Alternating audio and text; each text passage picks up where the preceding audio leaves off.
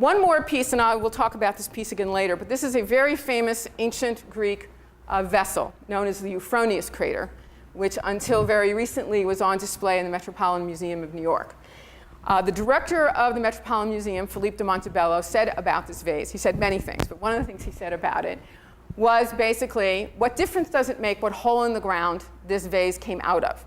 Everything we need to know about it is on the vase. Now, it is true, this vase gives us a lot more information than most do.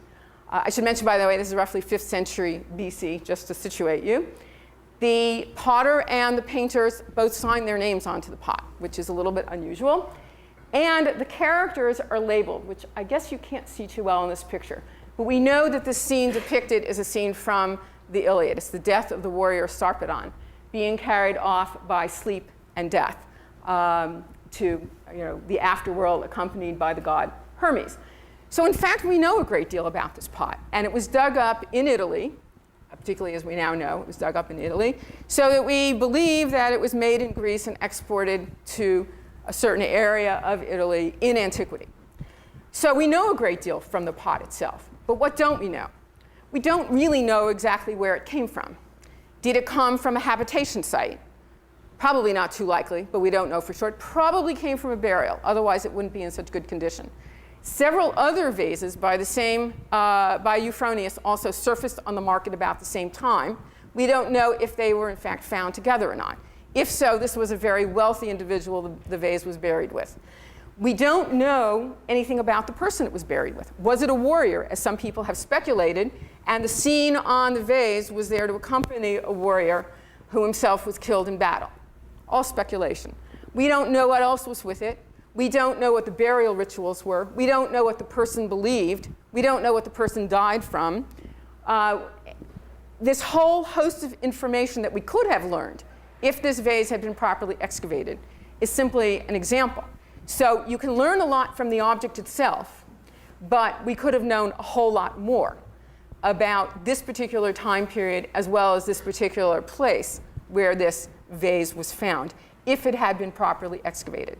So point number one is the loss of knowledge that comes about through the loss of context when archaeological sites are looted.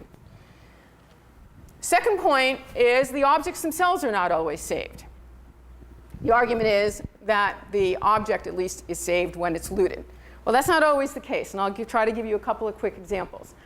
This is a relief from the Neo-Assyrian period, which is roughly the 8th and 7th centuries BC.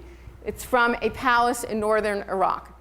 This slab of the relief was documented in 1989 by a scholar named John Russell.